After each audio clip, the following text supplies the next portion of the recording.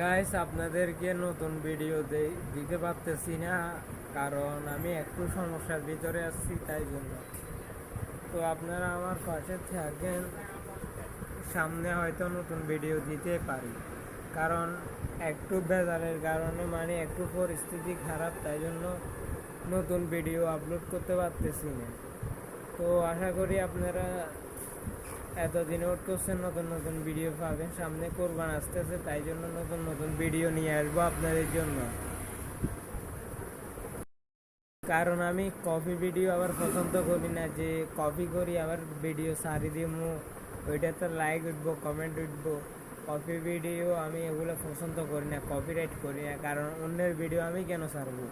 কারণ আমার যতটুক সামর্থ্য আছে আমি অতটুক ভিডিও করে কাজ করে অতটুক ভিডিওটা ছাড়বো। তো একটু ধৈর্য ধরেন, কয়দিন পরে নতুন ভিডিও পাবেন ইনশাআল্লাহ, আশা করি। তো ধন্যবাদ সবাইকে একটু সাপোর্ট করার জন্য।